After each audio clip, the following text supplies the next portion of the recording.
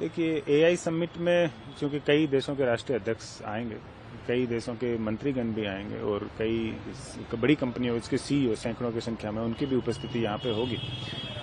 उसके चलते हुए सुरक्षा की दृष्टि को मद्देनजर रखते हुए दिल्ली पुलिस का एक स्टैंडर्ड ऑपरेटिंग प्रोटोकॉल होता है कि ऐसी सिचुएशन में हमें किन सुरक्षा की दृष्टि से किन चीज़ों का ध्यान रखना है। उसके लिए हम काफ़ी दिनों से रिहर्सल्स कर रहे हैं, पॉइंट वाइज ब्रीफिंग भी कर रहे हैं। जो शेड्यूल और अनशेड्यूल मूवमेंट को भी ध्यान में रखते हुए जो पॉसिबल प्लेसेज हैं उन पे भी हमने NF rehearsals, multi agency rehearsals वहाँ पे की हुई हैं और उसको भी ध्यान में रखते हुए लगभग 20,000 से ज़्यादा सीएपीएफ और लोकल पुलिस पर्सनल भी यहाँ पे लगाए हुए हैं। टेक्नोलॉजी का भी हम पूर्ण इस्तेमाल कर रहे हैं। कई सैकड़ों की संख्या में जो एक्स्ट्रा सीसीटीवी है वो भी न्यू दिल्ली के एरिया में और प्लेस ऑफ फंक्शंस पे लगाए हुए हैं, जिनके अंदर वीडियो एनालिटिक्स और एफआरएस का भी इस्तेमाल हम पूर्णतः करेंगे।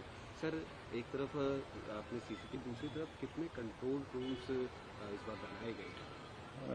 अराउंड 32 सीसीटीवी कंट्रोल रूम्स बनाए हुए हैं, जिनके अंदर ट्रेंड स्टाफ वीडियो एनालिटिक्स को देखने, पहचानने और उनको ट्रांसमिशन के लिए हमने लगभग 32 कंट्रोल रूम बनाए हुए हैं, जिनके अंदर different number of CCTVs with enabled with video analytics और एफआरएस लगाया हुआ है। सर, क्या एंट्री के लिए क्यूआर कोड वाले पासेस का इस्तेमाल किया जाएगा, क्योंकि जो भी भारत मंडपम की तरफ आएंगे उन्हें कोई दिक्कत ना हो? जी, जिसने एआई इम्पैक्ट समिट जो है उस वेबसाइट पर जिसने रजिस्टर किया है उनको क्यूआर कोड उनकी ईमेल पे जरूर मिले हैं और उसके साथ में ही उनको एक एडवाइजरी भी मिली है कि किस किस दिन क्या रेस्ट्रिक्शन होंगे और किन चीज़ों का ध्यान रखना है। जैसे एक पॉइंट में उस एडवाइजरी में से आपको बताऊं तो गेट नंबर 10 और 4 से पैदल एंट्री होगी।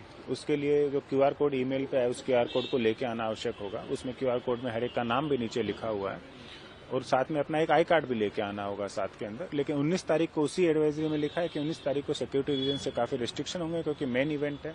सारी राष्ट्रीय अध्यक्ष जो हैं, मंत्रीगण हैं विदेशी कंट्रियों के, उनके मंत्रीगण हैं, सीईओज हैं, वो सारे भारत मंडपम में रहेंगे।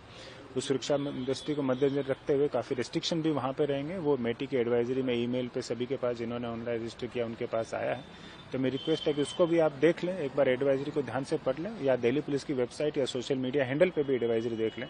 और मेरी एक और रिक्वेस्ट है कि आप ट्रैफिक की एडवाइजरी को भी ध्यान से देख लें, क्योंकि कई स्कूल्स की मूवमेंट जो है या जो लोगों का यहाँ पे आना, न्यू दिल्ली में अपने कार्य क्षेत्र में आना, मूवमेंट करना, उसमें ऐसे रेस्ट्रिक्शन नहीं है किसी चीज़ का।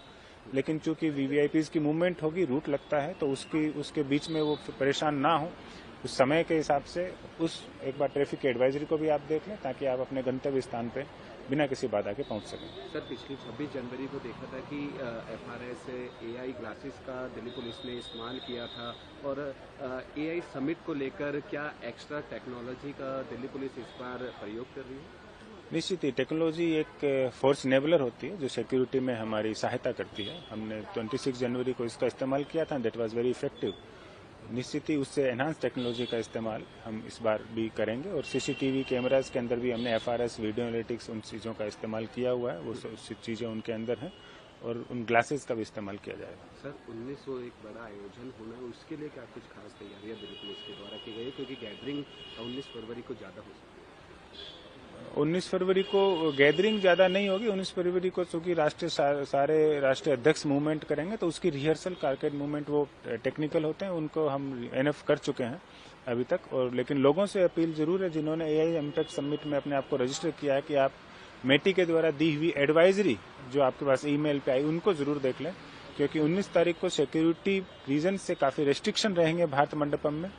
अगर आपके पास में स्पेसिफिक 19 तारीख का पास है तो आप एक बार आएं वहां पे, उनमें भी स्पेसिफिक गेट्स दिए हुए हैं किधर से आपकी एंट्री होगी।